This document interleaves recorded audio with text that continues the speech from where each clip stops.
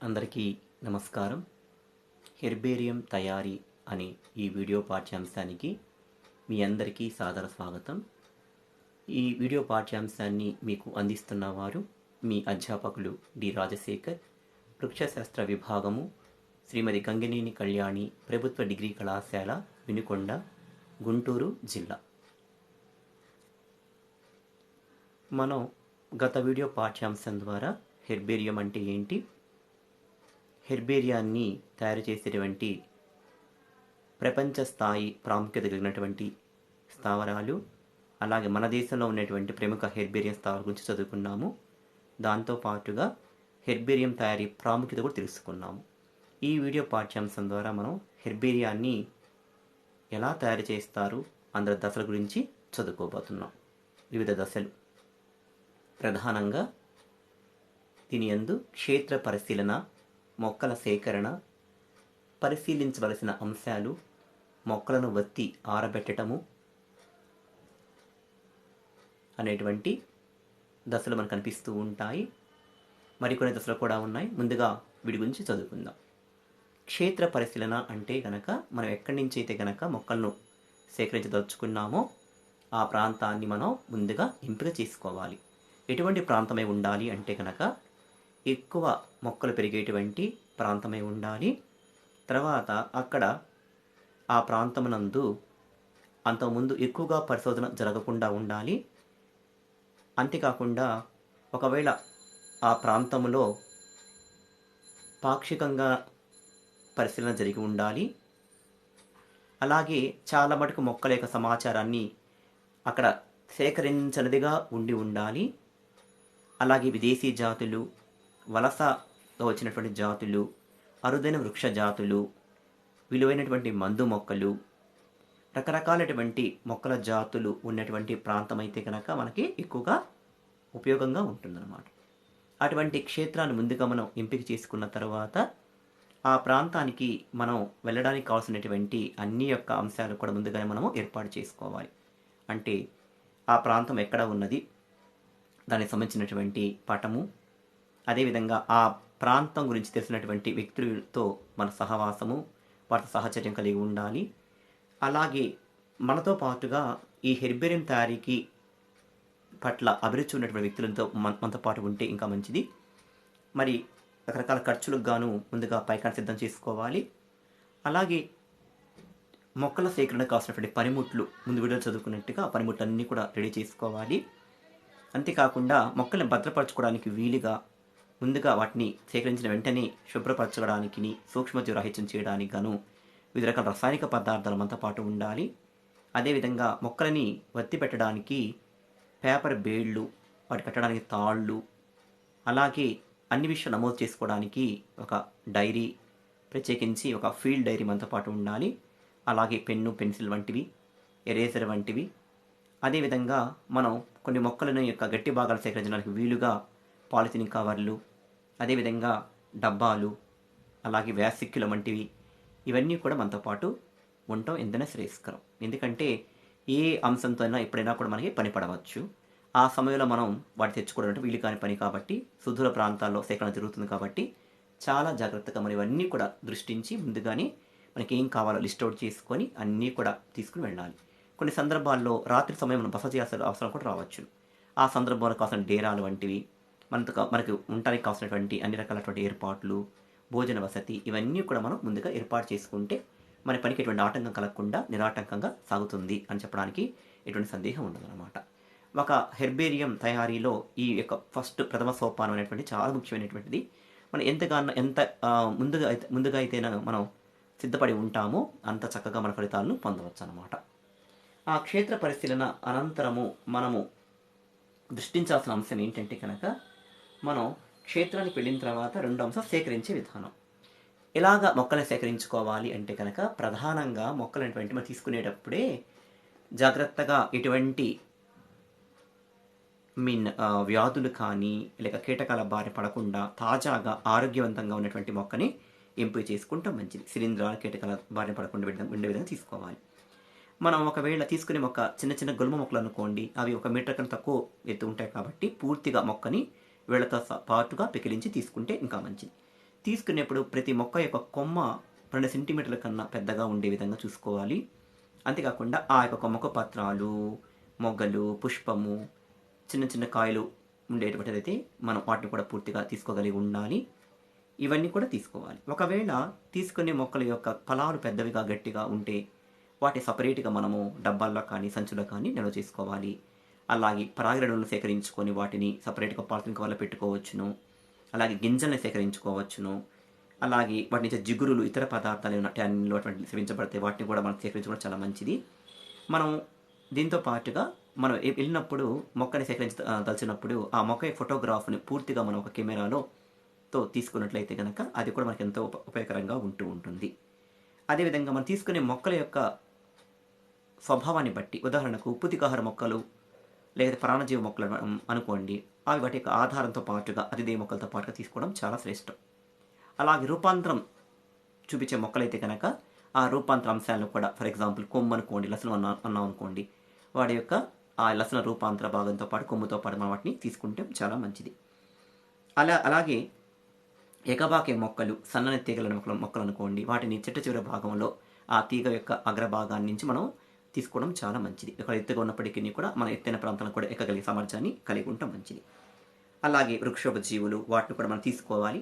లేతగా ఉండే మొక్క భాగాలు ఇవి పాడైపోతాయి, మనం చాలా రోజులు పెట్టుకోవాలి కాబట్టి మనతో పాటుగా అన్న మనకి ఒక ఉద్దేశం ఉన్నప్పుడు వెంటనే వాటిని వెసిక్యులంలో పెట్టేసుకుంటే కనుక, సీల్డ్ చేస్తే కనుక అవి ఎంతకాలమైనా కూడాను అవి ఏ రకంగా కూడా మార్పు చెందకుండా ఉంటూ ఉంటాయి. అలాగే శైవలాలు తీసుకున్నప్పుడైతే కనుక మనము నీళ్ళల్లోనే తీసుకుంటాం కాబట్టి చిన్న చిన్నటువంటి సీసాల్లో మనం వాటిని సేకరించగలగాలి.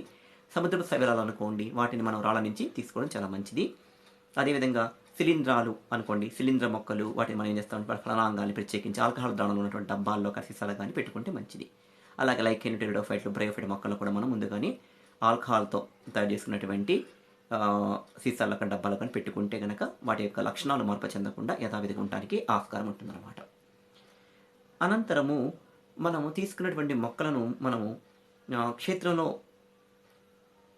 పరిశీలించాల్సిన అంశాలు ఏంటి అని 3వ స్టెప్ను గమనించుకుంటే కనుక, మనం ముందుగా సేకరిస్తున్నటువంటి ప్రతి మొక్క యొక్క ప్రతి నమూనా విషయాన్ని కూడా మనం చక్కగా డైరీలో నమోదు చేసుకుంటే చాలా మంచిది. ఏమి నమోదు చేసుకుంటాం అంటే కనుక, సీరియల్ నెంబర్, క్రమ సంఖ్య, ఏ తేదీని మనం తీసుకుంటున్నాము, ఏ సమయంలో మనం తీసుకుంటున్నాము, ఆ టైంలో ఆ యొక్క మొక్క యొక్క ప్రదేశం ఏ రకంగా ఉంది, వాటి ఆవాసము, ఆకృతి రకంగా ఉంది, ఆవరణ నేపథ్యం రకంగా ఉంది, ప్రత్యేకత కలిగి ఉందా ఈ మొక్క ఏమన్నా కానీ, ఎలా విస్తరించి ఉన్నది, పుష్ప భాగాలు, పుప్పొడి భాగాలు, ఫలాలు, అన్ని విషయాలు కూడా మనం రాసి పెట్టుకుంటే కనుక మనకు చాలా మంచిది. ఇంకా దానికి ఒక చక్క పేపర్ రాసి పెట్టుకుని ట్యాగ్ ఇచ్చి కనుక ఆ యొక్క మొక్క యొక్క పేపర్ మధ్యగా పెట్టుకుంటే కనుక మనకు భవిష్యత్తులో ఇంకా బాగా కన్ఫ్యూషన్ లేకుండా ఉండడానికి ఆస్కారం ఉంటుంది.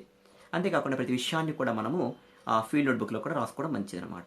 అంతే ప్రధానంగా తేదీ కానీ, మాన్సూన్ ఋతువు ఏ టైంలో, ప్రదేశము, మరి దాని యొక్క యాటిట్యూడ్, భూపటలం కన్నా ఎంత ఎత్తులో ఉన్న విషయాన్ని కానీ, వృక్ష సంపద, నేల యొక్క స్వభావం ఏ రకంగా ఉంది, మొక్క సంఘాలు, పక్కనటువంటి మొక్కల గురించిన విషయాలు, కంటకాలు ఉన్నాయా లేవా, లేటెక్స్ ఇస్తున్నాయా, ఇటువంటి అన్ని సమాచారం, అలాగే పుష్ప రంగు కానీ, జాతి నామం, కుటుంబం నామం, ప్రతి ఒక్క విషయాన్ని కూడా మనం ఒక క్రమసంఖ్య చేసుకొని ఫీల్డ్ నోట్బుక్లో రాసుకుంటే కనుక మనకి వచ్చిన తర్వాత కూడా మళ్ళా ఆ ప్రాంతం తిరిగి వెళ్లకుండా మనం పూర్తి సమాచారం తెచ్చుకున్న వాళ్ళం అవుతాం అనమాట.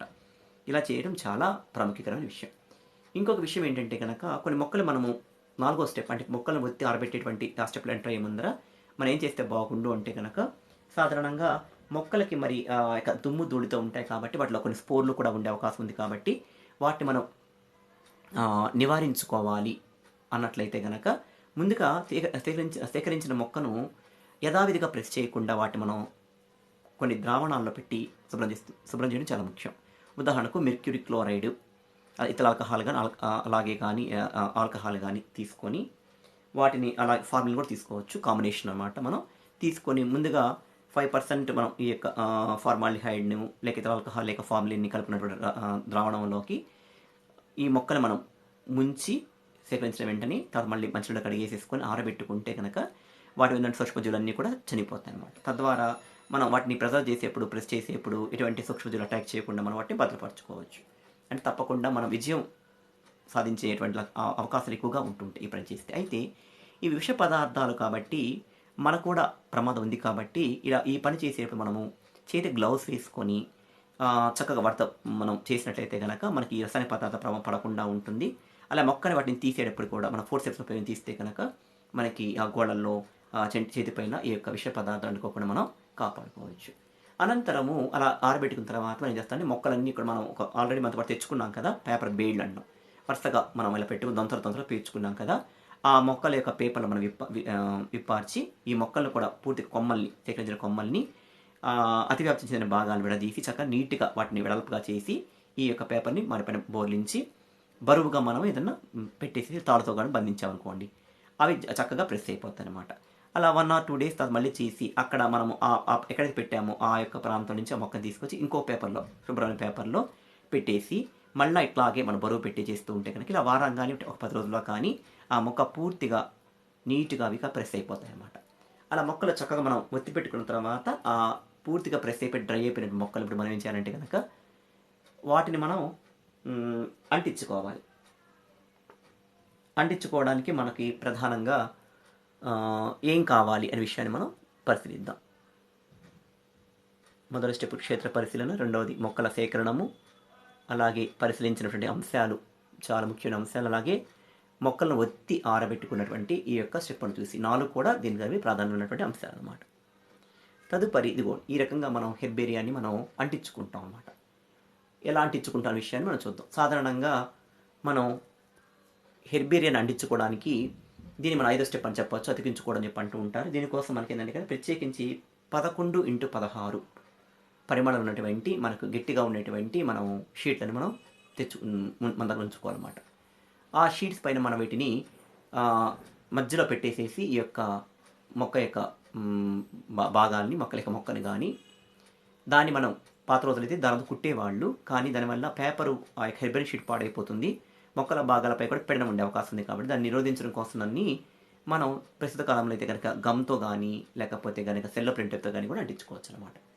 ఎక్కడైతే మనం ఆ యొక్క షీట్ నుంచి పెట్టినప్పుడు అది పడిపోకుండా మొక్క భాగాలు విరపడకుండా మనం వాటిని భద్రంగా ఆ రకంగా పూర్తిగా అంటించుకుంటే కనుక అలా ఉండిపోతుంది అన్నమాట. ఆ తర్వాత మనము ఇలా అంటించుకున్నటువంటి తర్వాత జాగ్రత్తగా వాటిని మనం భద్రపరచుకుంటాం. ఆ తర్వాత దాంతోపాటుగా మనం నెక్స్ట్ చేసిన పని ఏంటంటే కనుక 6వ దశ మొక్కల గుర్తింపు చీటి. వెంటనే ఆ యొక్క హెర్బేరియం షీట్ కింది భాగంలో కుడివైపున మనకి ఏముంటుందంటే కనుక 8 నుంచి 12 అంగుళాల పరిమాణం ఉన్నటువంటి చిన్న లేబుల్ ఉంటుంది రైట్ సైడ్. ఆ రైట్ సైడ్ లేబుల్ పైన రకరకాల సమాచారం మనకి అందించాల్సి ఉంటుంది అనమాట. ఉదాహరణకు సీరియల్ నెంబరు, తేదీ, సేకరించిన వారి పేరు, ఈ మొక్క యొక్క శాస్త్రీయ నామం ఏమిటి, దాని యొక్క సాధారణ నామం ఏంటి, ఆ యొక్క ప్రాంతంలో పరంగా అయితే మన యొక్క ప్రాంతీయ భాషలో ఈ రకంగా పిలుస్తూ ఉంటారు. తర్వాత ప్రజాతి పేరు, జాతి పేరు, కుటుంబం పేరు, ఆ తర్వాత కొన్ని ముఖ్యమైనటువంటి ఆ యొక్క అంశాలు, ఎంత ఎత్తులో ఈ మొక్క పెరుగుతుంది అనేటువంటి ప్రాథమిక అంశాలన్నీ కూడా మనం రాసి పెట్టుకుంటే కనుక చూసే వాళ్ళకి వెంటనే ఇమీడియట్గా కొంత సమాచారం వాళ్ళకి అందునట్టు అవుతుందన్నమాట. దీన్ని మనం ఏంటంటే మొక్కల గుర్తింపు చీటిని అందరికి రాయడం లేక లేబులింగ్ చేయడం పిలుస్తూ ఉంటారు. ఆ తర్వాత నెక్స్ట్ దశ 7వ దశ హెర్బేరియం వాడకం. మనం హెర్బేరియం తయారు చేయడం ఎంత ముఖ్యమో వాడటం కూడా చాలా జాగ్రత్తగా చూసుకోవాలన్నమాట. మనం వాడేటప్పుడు హెర్బేరియంని తగు జాగ్రత్తగా తీసుకొని మొక్క భాగాలు చెదిరిపోకుండా మనం ఇష్టానుసారంగా లాగకుండా వాటి షీట్లని భద్రత తీసుకొని మనం పరిశీలించుకొని తిరిగి మళ్ళీ యథాస్థానంలో అట్లా పెడితే మంచిదన్నమాట. మనం కనుక కొంచెం ఒత్తిడితో చేసేటువంటి వాడక విధానాల వల్ల హెర్బేరియం అనేటువంటి పైన మొక్కలు చాలా సున్నితమైన అంశాలు కాబట్టి అవి విరిగిపోవటం, చెదిరిపోవటం వంటివి జరుగుతూ ఉంటాయి. పేపర్ కూడా ముడత పడకుండా మనం జాగ్రత్తగా చేసుకోవాలన్నమాట. దీన్ని మనం హెర్బేరియం యూసేజ్ అంటారు, లేక వాడకం అంటూ ఉంటారు. ఆ తర్వాత మనం ప్రధానంగా పని అయిపోయిన తర్వాత హెర్బేరియం చేస్తాం, మళ్ళీ మనం భవిష్యత్తు రిఫరెన్స్ కోసం ఇతరుల సహకారం కోసం వీటిని భద్రంగా దాచిపెట్టుకుంటాం. దీన్ని మన హెర్బేరియం అరేంజ్మెంట్ లేక అమరిక అంటూ ఉంటారు. దీన్ని ఎలా చేస్తారంటే కనుక ప్రత్యేకించి ఇదిగో ఇక్కడ ఉన్నటువంటి ఈ యొక్క ఈ ఫోటోగ్రాఫ్లో మీరు చూడవచ్చును. ఒక చక్కటి బీరువా, ఇనుప బీరువా కావచ్చును, లేక చెక్క బీరువా కావచ్చును. దీన్ని మనం పావురాల యొక్క మన గూళ్ళు లాగున్నటువంటి ఒక అమరిక అన్నమాట. వీటిని భద్రపరచుకుంటూ ఉంటాం. భద్రపరిచే ముందర ఏ ప్రాంతం భద్రపరుస్తున్నామో ఆ ప్రాంతాన్ని మనం చక్కగా ఫార్మలిన్ ద్రావణంతో కానీ లేక ఇతర ఫ్యూమిగెంట్స్తో కానీ మనం చక్కగా వాటిని స్టెరిలైజ్ చేసుకుంటే, సూక్ష్మజీవరహితం చేసుకుంటే కనుక ఈ హెర్బేరియం భాగాలు ఎంతకాలం అయినప్పటికీ కూడా పాడు కాకుండా మనం వాటిని కాపాడుకునే వాడు అవుతామన్నమాట. అలా చేసిన తర్వాత ఫ్యూమిగేషన్ అయిపోయిన తర్వాత మనం ఇక్కడ పటంలో చూపిస్తున్నట్టుగా మనం ప్రతి అరక కూడా ఒక కుటుంబాన్ని పేరు దానికి ఇచ్చి మనం పెడితే కనుక మనం ఆ యొక్క మొక్కను హెర్బేరియం షీట్ను ఏ కుటుంబానికి చెందినటువంటి హెర్బేరియం షీట్గా గుర్తించి ఆ ప్రాంతంలో ప్రజాతికి సపరేట్గా మళ్ళీ ఒక కవర్లో, జాతికి మళ్ళీ ఒక సపరేట్గా కవర్లో మనం ఇవన్నీ కూడా పెట్టుకుంటాం అన్నమాట. పెట్టుకొని మనం సాధారణంగా ఈ అమెరికా విధానం ఎలా ఉంటుంది అంటే కనుక మనం సాధారణంగా మొక్కల అమరికను విధానమును లేక మొక్కల యొక్క గుర్తింపు కానీ, నామీకరణం కానీ, అమర్చే విధానం కానీ, వర్గీకరణ ఇవన్నీ కూడా మనం ఒక వర్గీకరణ ప్రకారం ఫాలో అవుతూ ఉంటాం. రకరకాల వర్గీకరణ మనకు అందుబాటులో ఉన్నాయి. బెంత్ హుక్కర్ క్లాసిఫికేషన్ అని, ఎంగ్లర్ ప్రాంక్టర్ అని, తక్తజాన్ అని, అలాగే మరి క్రాంక్విస్ట్ విధానం కానీ ఉన్నాయి. మన దేశంలో ప్రధానంగా మనము బెంత్ మరి హుక్కర్ల సహజ వర్గీకరణ ఫాలో అవుతాం కాబట్టి ఆ వర్గీకరణ అనుసరించుకుని మనం జాగ్రత్త పెట్టుకుంటే మంచిది. అలాగే ప్రజాతులను జాతులను కూడా సపరేట్గా వాటిని మనం విడివిడిగా కవర్లో పెట్టుకొని అక్కడ పెట్టుకుంటే రేపు మళ్ళీ చదువుకునేప్పుడు మన వీలుగా అనుకూలంగా అందుబాటులో ఉంటుంది అన్నమాట. అలాగే పురుగులు చేరకుండా మనం ప్రత్యేకించి ఏంటంటే కనుక వాటిపైన నాఫ్థలిన్ బాల్స్ కానీ ఇతర కొన్ని కెమికల్స్ అనేటువంటి మనము చిన్న మూటగల్లా కట్టుకొని పెట్టుకుంటే కనుక ఆ యొక్క కెమికల్ స్వభావానికి ఏ కీటకాలు చేరకుండా సిల్వర్ ఫిష్ లాంటివి అనమాట అవి చేరకుండా మనం వాటిని భద్రపరచుకుంటూ ఉంటాం. అలాగే మన నీటి మొక్కలు, ఎడారి మొక్కలు, వెదురు మొక్కలు, ప్రత్యేకతలు ఉన్న మొక్కలు మాత్రం మనం భద్రపరచుకోవడానికి ఇంకా ప్రత్యేక విధానాలు అవలంబించాల్సి ఉంటుంది అనమాట. కొన్ని మొక్కలను ప్రెస్ చేయలేం కాబట్టి వాటి మనం ఏం చేస్తాం, స్పెసిమన్ రూపంలో వాటిని మనము ఫార్మలిన్ ద్రావణంలో మొక్కలు పెట్టుకొని లేక ఇంకొన్ని ద్రావణాల్లో మనం కలిపి పెట్టుకొని వాటి డబ్బాల్లో కానీ సీసాలో కానీ పెట్టుకొని నిల్వ చేసుకొని అవసరం మనం తీసుకొని వాడుకోవచ్చు అనమాట. ఈ రకంగా మనము హెర్బేరియాన్ని తయారు చేసుకోవచ్చు. మరి ఇప్పటిదాకా కూడా మనం ఈ యొక్క పాఠం ద్వారా ఏం నేర్చుకున్నాము అన్నట్లయితే కనుక ప్రధానంగా మనము ఈ యొక్క పాఠం ద్వారా హెర్బేరియం తయారీలో ఉన్నటువంటి వివిధ దశలు ఏమిటనే విషయాన్ని మనం చదువుకున్నాం అనమాట. ప్రధానంగా క్షేత్ర పరిశీలనం లేక దర్శించడం, దాన్ని మనం ఫీల్డ్ విజిట్ అంటూ ఉంటారు. అలాగే రెండోది సేకరణ లేక కలెక్షన్ అని పిలుస్తూ ఉంటారు. అలాగే మూడవ స్టెప్గా మనం క్షేత్రంలోకి వెళ్ళి మనం మొక్కలు సేకరించేటప్పుడు తీసుకోవాల్సిన జాగ్రత్తలు, పరిశీలన అంశాలు ఏంటో తెలుసుకున్నాము. అదేవిధంగా మొక్కలన్నీ మనం వత్తి ఎలా ఉంచుకోవాలి, ప్రెస్ చేయాలి, అలాగే వాటి ఎలా డ్రై చేసుకోవాలని తెలుసుకున్నాం. అది 4వ స్టెప్ అవుతుంది. 5వ దశలో భాగంగా మనం ఎలా వాటిని హెర్బేరి షీట్ పైన అంటించుకోవాలి. ఆ తర్వాత నెక్స్ట్ స్టెప్ 6వ స్టెప్గా లేబులింగ్ ఎలా చేసుకోవాలి మనం వాటిని, అంటే మొక్కల గుర్తింపు సంబంధించినటువంటి సమాచారాన్ని చిట్టి రూపంలో మనం అక్కడ కింద రాయడం అన్నమాట.